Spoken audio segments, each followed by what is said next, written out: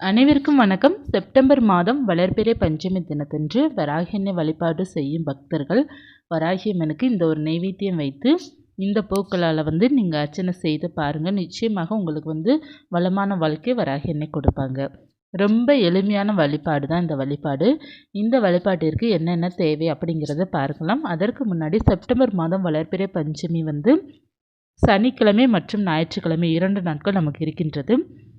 திதி பார்த்தீங்க அப்படின்னா சனிக்கிழமை மாலை நேரத்துலேருந்து நமக்கு திதி ஆரம்பிச்சிடும். ஞாயிற்றுக்கிழமை மாலை ஒரு 5:15 வரை இருக்குன்னு நினைக்கிறேன் பஞ்சமி திதி. நீங்கள் ஞாயிற்றுக்கிழமை காலையும் வழிபாடு செய்யலாம், மாலையும் வழிபாடு செய்யலாம். சனிக்கிழமை இரவு வழிபாடு செய்பவர்கள் சனிக்கிழமை இரவு வழிபாடு செய்து கொள்ளலாம். அதற்கான பதிவு நான் கொடுத்துருக்குறேன். அந்த பதிவை போய் சேனலில் இருக்கும், பார்த்துக்கோங்க தேவைப்படுறவங்க. இதில் எந்த தீபம் ஏற்றி வைத்து நீங்கள் வழிபாடு செய்யும்போது உங்களுக்கு வசதியான வாழ்க்கை கிடைக்கும் அப்படிங்கிறத பார்க்கலாம். இன்னும் வளர்பிறை பஞ்சமி என்பது நமக்கு ஒரு வளமான வாழ்க்கையை கொடுக்கக்கூடியது. நல்ல ஒரு செல்வத்தையும் ஆரோக்கியத்தையும் ஒரு வளமான செல்வத்தையும் நமக்கு கொடுக்கக்கூடிய ஒரு அற்புதமான வழிபாடு தான் இந்த வளர்பிறை பஞ்சமி தினம் வழிபாடு வராகி அன்னைக்கு. இந்த நாள் என்று நீங்கள் எந்த தீபம் ஏற்றி வைத்து என்ன நைவேத்தியம் வைப்பது ரொம்ப சிறப்பாக இருக்கும் அப்படின்னு வராகி அன்னைக்கு பார்த்தீங்க அப்படின்னா படமோ சிலையும் இருக்குன்னா அதை அலங்காரம் செய்துக்கோங்க. தாமரைப்பூ, செவ்வரளி பூக்கள், செம்பருத்திப்பூ, மல்லிகைப்பூ, எந்த பூக்கள் கிடைக்குதோ அந்த பூக்களால் அலங்காரம் செய்துக்கோங்க. செய்துட்டு நெய் தீபமாக ஏற்றி வைத்து வழிபாடு செய்யலாம். நெய் தீபம் ஏற்றி அதில் ஒரு கல்கண்டு, ஒரு 5 கல்கண்டு போட்டு தீபம் ஏற்றி வைத்துக்கோங்க. வச்சுட்டு நீங்கள் அர்ச்சனை பண்ண நினைக்கும் போது தாமரைப்பூ வாங்கிக்கோங்க.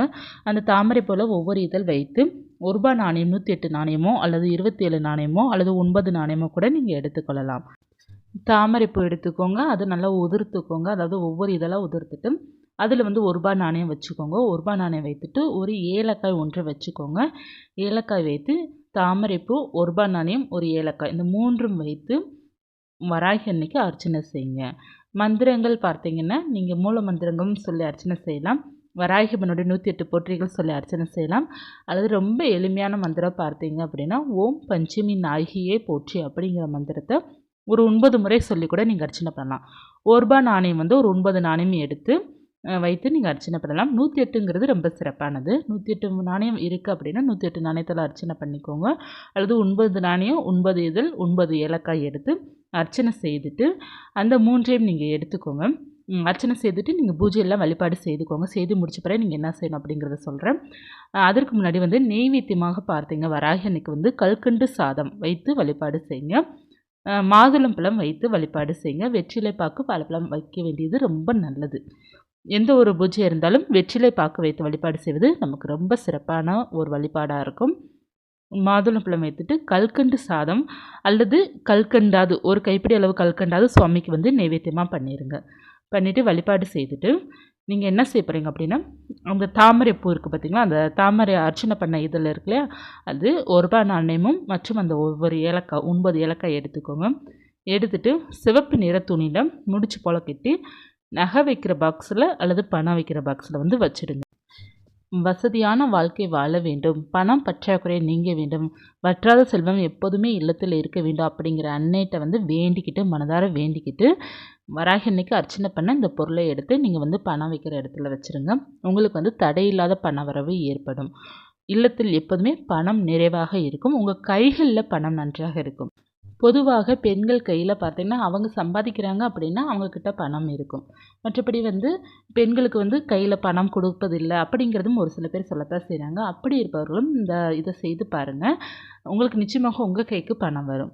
உங்களுடைய கணவரோ அல்லது அப்பாவோ யாராவது உங்களுக்கு பணம் கொடுப்பாங்க. உங்களை தேடி பணம் வந்துக்கிட்டே தான் இருக்கும். நல்ல ஒரு மேஜிக் செய்யும் இந்த வழிபாடு.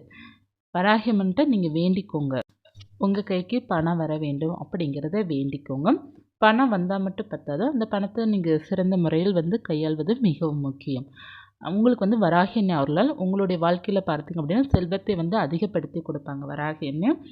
உங்களுடைய செயல்கள் மிகவும் சரியாக இருந்தால் நிச்சயமாக உங்களுக்கு பணவரவு அதிகரிக்கும். இப்போ பணம் கொடுக்குறாங்க அப்படின்னா அதை நீங்கள் வீணடிக்கக்கூடாது, வீண் விரைய செலவுகள் பண்ணக்கூடாது. மிகவும் பொறுப்பாக இருந்து அந்தோட பணத்தை சரியான முறையில் நீங்கள் கையாளுனீங்க அப்படின்னா வராகினே உங்களுக்கு அள்ளி தருவாங்க.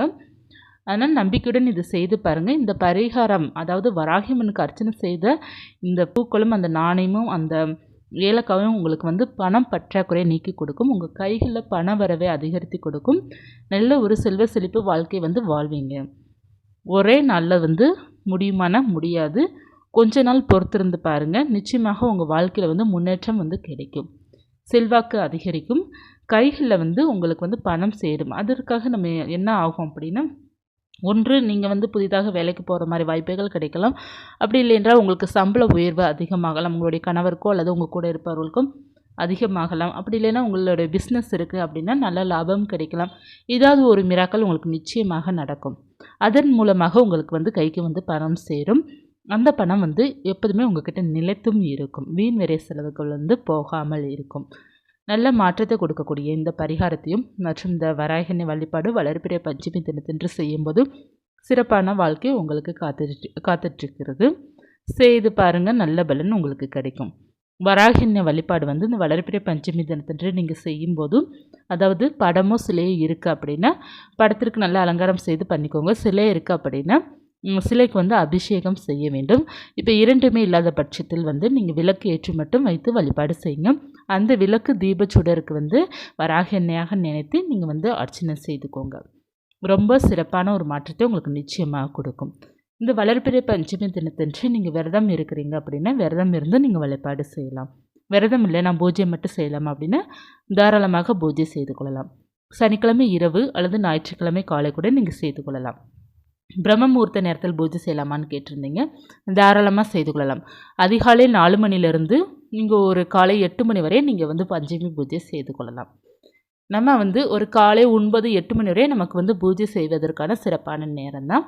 முடிந்தளவு நீங்கள் செய்து கொள்ளலாம். அப்படி இல்லைன்னா மாலை நேரம் செய்து கொள்ளலாம். ஞாயிற்றுக்கிழமை மாலை பார்த்தீங்க அப்படின்னா நமக்கு ஒரு 5:15 நமக்கு வந்து பஞ்சமி திதி முடியுது. ஒருவேளை ஞாயிற்றுக்கிழமை மாலை நீங்கள் வழிபாடு செய்யணும்னு நினச்சிங்க அப்படின்னா 6 மணிக்கெலாம் பூஜை செய்துக்கோங்க. ஒரு 6, 6:15 வரை நீங்கள் தாராளமாக பூஜை செய்து கொள்ளலாம். இரவு நேரம் நிறைய பேர் வந்து இரவு 8 to 9 இல்லை 10 மணிக்கு நிறைய பேர் பூஜை செய்கிறீங்க. அப்படி செய்பவர்கள் வந்து நீங்கள் வந்து சனிக்கிழமையே நீங்கள் பூஜை செய்து கொள்ளலாம். எல்லாமே உங்களுடைய விருப்பம் தான். அதற்கான தெளிவாக நான் வந்து பதிவை கொடுத்துருந்தேன். அந்த பதிவை வேணால் பார்த்துக்கோங்க. நம்பிக்கையுடன் ஒவ்வொரு வழிபாடும் சின்னதாக இருந்தாலும் பரவாயில்ல, சிறப்பாக நீங்கள் செய்துக்கோங்க. உங்களால் முடிந்த அளவு எளிமையாக செய்துக்கோங்க. அதற்கான பலன் கிடைக்கும். நீங்கள் சுவாமிக்கு வந்து அர்ச்சனை செய்துட்டு வைக்கிறீங்க இல்லையா, அதை நீங்கள் எப்போது எடுக்க வேண்டும் அப்படின்னா எப்போ வேண்டுமானாலும் நீங்கள் எடுக்கலாம். அதாவது நீங்கள் எப்போதுமே ஒரு பொருளை எடுக்கிறீங்க அப்படின்னா வெள்ளிக்கிழமை இல்லாமல் மற்ற நாளில் நீங்கள் எடுக்கலாம். ஒரு குறைஞ்சபட்சம் ஒரு 9 நாள், 11 நாள், 21 நாள் வைத்துக்கொள்ளலாம். தாமரைப்பூ வந்து காய்ந்திடும், அது ஒன்றும் பிரச்சனை கிடையாது. அதை மட்டும் நீங்கள் எடுத்துகிட்டு டிஸ்போஸ் பண்ணிவிட்டு மற்ற 2 அப்படியே நீங்கள் வைத்துக்கொள்ளலாம். வராகியனோட அருள் வந்து பரிபூர்ணமாக உங்களுக்கு இருந்துகிட்டே இருக்கும். உங்களுக்கு வந்து செல்வாக்கு அதிகரிக்கும். ஏதாவது தொழில் வச்சுருக்கீங்க அப்படின்னா தொழிலில் வந்து நல்ல முன்னேற்றம் உங்களுக்கு நிச்சயமாக 100% இல்லை 200% உங்களுக்கு முன்னேற்றங்கள் நிச்சயமாக கிடைக்கும். நம்பிக்கையுடன் செய்து பாருங்கள். மிக மிக எளிமையான வழிபாடு தான். இந்த வழிபாடை அனைவருமே செய்து பாருங்கள். வராகியனை அருளால் எல்லா வளமும் எல்லா செல்வமும் உங்களால் நிச்சயமாக பெற முடியும். எல்லாமே பார்த்தீங்க அப்படின்னா நிறைய பேர் பார்த்தீங்கன்னா அனுபவத்தில் சொன்னதை வச்சு தான் உங்களுக்கு நான் பலமுறை சொல்லிகிட்ருக்கிறேன். வராகியனை நீங்கள் வழிபாடு செய்கிறீங்க அப்படின்னா நீங்கள் நிச்சயமாக அதிர்ஷ்டசாலி தான். உங்கள் கையில் நல்லா வந்து வசதியான வாழ்க்கையும் நிம்மதியான வாழ்க்கையும் உங்களுக்கு நிச்சயமாக கிடைக்கும். இப்போ பக்கத்தில் ஆலயம் இருக்குது அப்படின்னா நீங்கள் ஆலயத்திற்கு போயிட்டு கூட வழிபாடு செய்யலாம். ஒருவேளை உங்களால் வழிபாடு செய்ய முடியவே இல்லை அப்படின்னா கூட நீங்கள் மனசார அன்னையை நினச்சிக்கோங்க. அந்த நாளன்று வராகியனை மனசில் நினச்சிட்டு நீங்கள் ஒரு 5 நிமிடம் கண்களை மூடி பிரார்த்தனை பண்ணிக்கோங்க. அதுவே போதும். நிச்சயமாக அன்னையோட அருள் வந்து உங்களுக்கு கிடைக்கும். பூஜை பண்ண முடியாதவர்கள் மனசார ஒரு 5 நிமிடம் அல்லது ஒரு 2 நிமிடமாவது வராகியனை மனசில் நினச்சிட்டு உங்களுடைய கோரிக்கைகள்லாம் சொல்லுங்கள். உங்களுடைய வேண்டுதல் எல்லாமே சொல்லிவிட்டு எனக்கு இந்த மாதிரி அப்படிங்கிறத சொல்லிவிட்டு அது சரியாக வேண்டும் அப்படிங்கிறத வேண்டிக்கோங்க. நல்ல வேலை கிடைக்க வேண்டும் அப்படி இருப்பவர்களும் நல்ல வேலை கிடைக்க வேண்டும், சம்பள உயர்வு வேண்டும், ஆரோக்கியம் வேண்டும், ஆயுள் வேண்டும், உங்களுக்கு என்னென்ன வேண்டுமோ அனைத்தையும் நீங்கள் வேண்டிட்டு ஒரு 5 நிமிடம் பிரார்த்தனை செய்துட்டு உங்கள் மனசளவிலே சுவாமிக்கு பூஜை செய்துக்கோங்க. அது போதும். நம்ம போயிட்டு பூஜை அறையில் பூஜை செய்தால் தான் நமக்கு பலன் கிடைக்கும் அப்படிங்கிறது இல்லைங்க. நம்ம மனசார நம்ம வராகினை நினச்சாலே நமக்கு அதிகமான பலன் கிடைக்கும். அதனால் நம்மளால் என்ன முடியுதோ அதை நீங்கள் செய்துக்கோங்க. நல்ல மாற்றங்கள் உங்கள் வாழ்க்கையில் வராகினை ஏற்படுத்தி கொடுப்பாங்க. இந்த வளர்பிறை பஞ்சமி தினத்தன்று நீங்கள் வழிபாடு செய்யும்போது வளமான வாழ்க்கையும் உங்களை வராகினை வழிநடத்தி வாழ வைப்பாள். அதனால் நம்பிக்கையுடன் வந்து இருங்க. நிச்சயமாக வராகினை அவர்கள் உங்களுக்கு செல்வ செழிப்பும் மகிழ்ச்சியான வாழ்க்கையும் எல்லாமே உங்களுக்காக காத்துட்ருக்கிறது. நம்பிக்கையுடன் இருங்க. எப்போதுமே வராகினை யாரையுமே கைவிட மாட்டாங்க. தைரியத்தையும் தன்னம்பிக்கையும் செல்வ செழிப்பும் அனைத்துமே அவங்க கொடுப்பாங்க.